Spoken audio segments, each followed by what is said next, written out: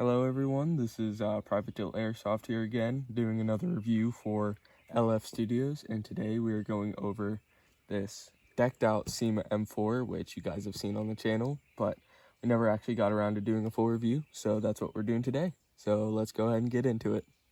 Alright, so going over this rifle, I know you guys have seen this on the channel before. We've done just little YouTube shorts on it, just shooting, so I decided to break it down a little bit. We're going to be going from the front of it, for the front of the barrel to the butt of the stock. So let's go ahead and get on with it. So up here we have a around 14-inch barrel. This did have an orange flash hider on it, but I took it off to add that suppressor, which you guys saw in the clip before. This is pretty nice. You can put a lot of attachments on there, and I'm glad that a lot of these M4s have it. And this one, this whole M4 was about $120. So for what is here, it's pretty good. So yeah, that's definitely nice that they made sure they had the threaded barrel on there. Moving back, we have the barrel shroud right here, which is a quad rail system. So on 4 sides, there are rails where you can put all sorts of attachments on there. And currently I have on the left and the right side these rubber rail covers, which are really nice, cheap too. I'd recommend them because, you know, they cover up rails that you aren't using, and it makes it a little more comfortable instead of having these rigid parts just digging into your hand if you have a tight grip on it. And it feels really nice, but you can, like I said before, throw whatever you want on there. I have run a bipod on here, a folding vertical foregrip, and lots of other stuff. So yeah, that's definitely nice that they added that on there. Also, up at the front, they have a folding built-in iron sight, which is pretty nice. Not the most useful, but I don't really use iron sights that much, so that's just my opinion. For some people who maybe don't have enough money to get like a better sight to put on this, you know, it's nice that they add it in there. And it's also nice that it folds down and it's not sticking up in the way like some other M4 builds, or even like AK, you know, front post sights. So yeah, that's definitely a nice addition. So yeah, that's about it for the front of the gun. There's not really much to it until you start adding more stuff onto it. All right, so now on to the rest of the gun, or like the main body of it, I guess. We have a pretty standard lower receiver here. This is all polymer. None of this is really metal, except for a lot of the internals, but that's not a problem because that also keeps the weight down, which I like for rifle like this, because I set this one up to be more of like a DMR, so it's nice that I can run around with this and not have it, you know, really weigh me down.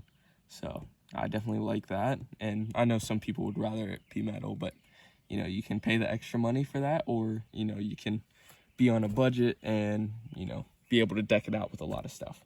So that's definitely a positive thing in my opinion. But moving here, we have the mag release button right there. It's not stiff at all. It's pretty nice. Moving down here, we have the trigger guard, which is a little different than a lot of other ones. Some of them are just like straight across. This one's got more of a shape to it, which doesn't do much, but I mean, it looks cool. Adds to the style of the whole rifle. Up here we have our dust cover, which when you pull back on the charging handle right there, you see it pops it down, pull back, and actually in there is your hop-up system. It's like a rotary dial system, so you just kind of spin that.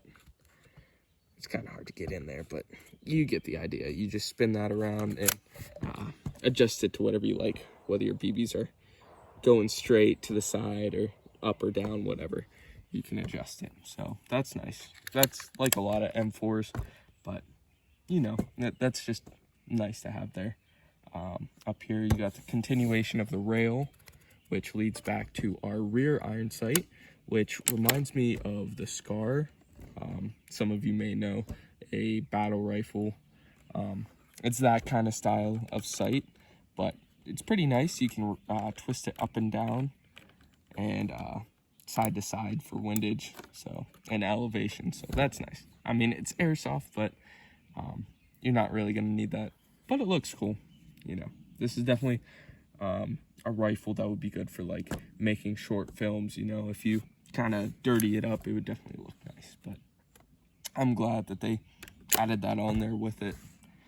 Definitely really nice to have. Now back here we have our fake forward assist. Doesn't do anything, but just adds to the realistic look of it.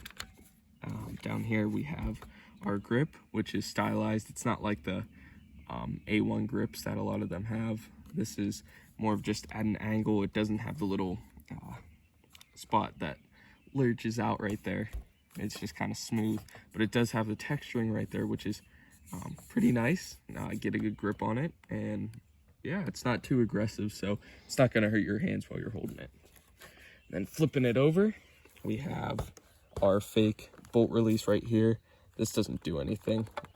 Some of them, it does actually kind of flip back and forth, or blowbacks, it does actually release the bolt, but this is just an AEG, so it's just there for looks, but it's nice just to have it on there, so they at least got it to look like a replica. And then back here we have our safety. It's a semi and then full auto. But as a DMR, you know, you want to have it on semi-auto. You don't need full auto for a DMR, but you know, it's nice to have, since this was set up to be just like a regular M4, not specifically a DMR. But yeah, so there's not really much else to the gun besides the stock, which I added this on. Originally it had the crane style stock where you could adjust it, and it had like the fatter butt to it in the cheek weld. So since I wanted this to be DMR, I went with the old M16 style stock on it, and it's pretty nice. I probably got this for about 25 bucks, and it did take a little bit of a assembly to take the stock off, and then you have to take this massive screw, which goes the whole way from back here to the back of the gearbox of the gun. So you have to make sure you have that lined up. But after you get it on, it's solid. It works well, even though it's plastic. The battery does move around in there a little bit, but you could probably add some foam or something into it to reduce that. This did have a sling mount back here, but during my time of using this on the field, it did break off. So that's a little disappointing, but I don't use slings that much because I mostly just use primaries. I don't really have a point to sling it on anything. So, you know, you might want to look into that if you want to get a stock like this. You might want to get a more expensive one, so it's higher quality. But yeah, not that big of a deal. And then back here we have the butt, which has this aggressive texturing on it, which is nice so it doesn't move around. And back here, that's where you put the battery, if I can get it. And you have your, if I can grab it. It's a little hard to put batteries into this thing, but this is standard, like to my connector right in there. And it's a 9.6 volt, or at least that's what it recommends, and that's what I run with it. So yeah, that's about the overview of the gun. So we'll just look at some of the attachments, and then we'll go ahead and fire this. All right, so this is the stuff that I have for this gun. This is a cheap little 4x scope. You know, you don't need anything with like super long range, like 10 times or something like that for a build like this, but it's nice to have, so you can get longer range shots. And I got this on Amazon for maybe 25 bucks, something like that. So yeah, it's definitely nice to have, and you can adjust the windage and all that on this, or adjust for that stuff on it. So yeah, it's built pretty well, and it's lasted me. Here I have a fake suppressor with the "Don't Tread on Me" on there. I thought that was a nice addition, and this just screws onto that, and it just makes it look cool and just kind of adds to the whole look of it. And then I've just been running these P mags with it because there's the same kind of tan as on the gun, and or at least pretty close to it right there. And I just think they you know, perform well, and they don't really work in my other M4 rifles. So yeah, works well. So we're gonna go ahead and get them loaded up and take it out to the range. All right, so we got the rifle all kitted up with the fake suppressor and the scope on here, and we got our mags loaded up. So we're gonna do some semi-auto fire first. So yeah, and I'm laying down from a decent ways away, just so I can make sure I can actually hit these. So yeah, let's go for it.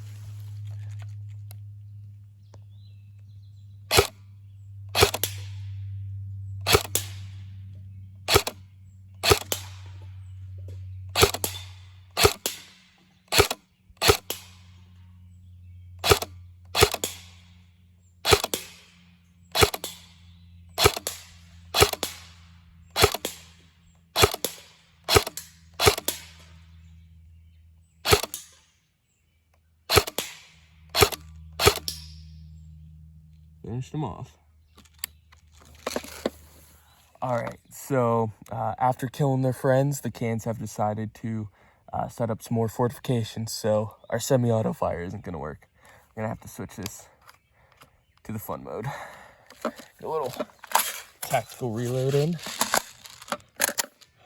And let's do this.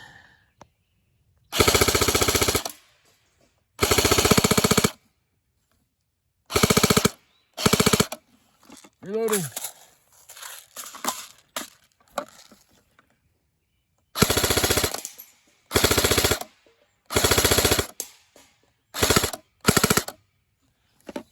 I say they're pretty done.